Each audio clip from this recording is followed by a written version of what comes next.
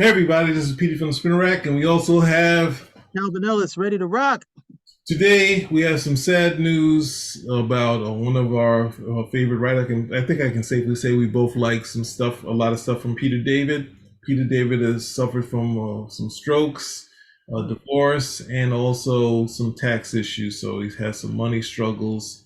So he has a Kickstarter out there to help him out. I'm going to show you this quickly, and then we're going to get into just sharing different stories about. He's still here. We're not, not going he's still around, and so we're not going. And he's doing. I think he's still doing interviews. I think there's a couple of things that they're trying to do with him, but there's also this. It's almost at goal right now. It's look close to it. 29 people have donated so far. So, and a lot of so you see some pros that are up there. You have Todd Danek. So, what's your first? Any thoughts on Peter David in general? First things you want to say? Peter David really influenced me in terms of comic book writing because he became the standard for what I thought most writers should do because he came into the book and didn't throw everything out and say, I'm going to write the story that I necessarily want to write. He incorporated a lot of stuff that a lot of guys would have just thrown out at the end of the day. Now, of course, people will say, well, look what he did with the Hulk and so on and so forth. I'm like, yeah, but that for me was like a natural progression for where that character could and should go. And then eventually he did some other stuff with it. But even with the stuff that I didn't like, that was 12 years of good reading. And you have to imagine reading a book every issue, plus all of the ancillary titles that came out, the hardcover novel that he wrote, What Savage Beast, and all of it, overwhelmingly good. Some excellent, some not, some definitely not excellent, but overwhelmingly good. Just good reading at the end of the day. I never got a chance to interview him, but I asked him, I was asking his opinion as to characters he would write, and of course I threw up Superman, and his response was like, no, he had no interest in writing Superman. He was like, why? Because Superman is such a complete character. There's really nothing I could do with him as a writer, which I thought was very humble of him to say that. He was like, look, most guys were like, oh yeah, I would love to do my take on Superman, and this guy who I thought is pound for pound one of the best writers out there, it was like, no, there's nothing I can do with this. There's nothing I can do with this character because of the completeness and the fruition, of the treatment that's happened with this character over time. The best I could do is just tell a story, but I couldn't really do anything with Superman, so I don't really have a lot of interest there. Not because of the character necessarily, but because me as a writer, and because of how solid the character was. Most writers don't say that, so I was really taken with that at the end of the day. Very sorry to hear about his situations, but I hope more than the fundraiser, I hope he actually gets, work writing. This is a guy who can still turn out really good stories from the last stuff that I read. And I hope that happens. I hope that happens as well. I hope he gets through all of his medical issues. Okay. I hope he's able to resolve all of his financial issues. And then I hope, God willing, he does get a stab at, writing some more stories. Yeah, I mean, for my first, I guess I might have seen something before. I'm not sure if the Sun Eater is something I saw beforehand, but I wouldn't know. I didn't think I knew him as, the name Peter David at that point.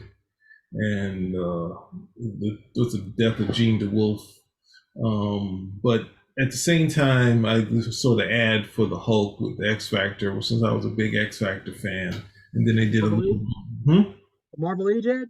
Yeah, the Marvel Age ad, and then the little blurb in Marvel Age where they were talking about it's like saying the Shield's gonna kill me. And he's like, why would you think that? He said, hey, that's what I would do. Yeah, because that's what I would do.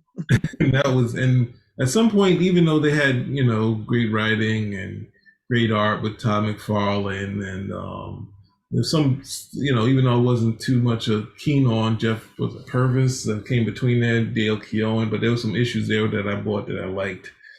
At some point the book was almost, even they had good art, good writing, it was like, where's the one liners? And they always had some good one liners in there, that would kind of like where the image guys would say the anchor pages, the one liners also would be like something to catch the book for. Obviously he's done a ton of things, Aquaman, Atlantis Chronicles, Supergirl, and a host of other things that post that part. I think the was it Troublemakers. He ultimately worked for any or wrote some I think some Star Trek novels outside the Star Trek comic books. So it's like at some point in my mind, he always had a you know a fun style that you know you could that would mesh with any kind of character. So ultimately, it also seems like a lot of comic guys, even though the comics went kind of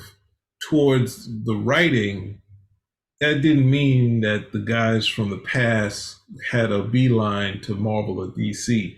That just meant whoever they thought was hot, or there was someone who had a name outside of Hollywood, you'd get a job. You could work on anything, do whatever character you want. Whereas Roger Stern, I think even Shooter had some issues at some point trying to go back, but he had some enemies at Marvel and DC. Obviously, enemies that are that are top guys is definitely at DC. But you know, one of the things where Peter David felt like I had him sign. He did the Stan Lee autobiography, like that biography with Stan, which is basically all Stan stories that he always told, but it was kind of drawn to him. And Colleen Dorn was there at I think it was at Con in Queens near the airport. So I think that's the one time that I've seen him, and it wasn't like you always see the earlier stuff. He was very kind of jovial type person and energetic, but possibly going through stuff during that time. But that was the one time I seen which he signed the book, and I was like, I don't feel maybe this is not the time to say something. Try to get my one thing in to say, hey, I love this or that sort of thing. But definitely, I wanted to definitely get better. Ultimately, it's good to see that much money was raised to help him out, and hopefully more will get done. So, what else I want to say about Peter David? It looks like there's some other things talking about his different histories, and one of the things you could see where I always thought he'd always have a job with Star Trek, but it was I think some thing that he wanted to do that they were holding on, and he kind of like he found a way to. It was a good story, so he kind of found a way to get it through. But the editor was kind of like, "Oh, you went around the channels, so we're not going to be doing business with you." So, but the Star Trek business is kind of not the same royalties as you could get doing comic books or creator own stuff. So, it's sad to hear all this. Any other thoughts? No, get better. Okay, and hopefully we see you writing soon. All right. Spinner Rack Out. out. Here.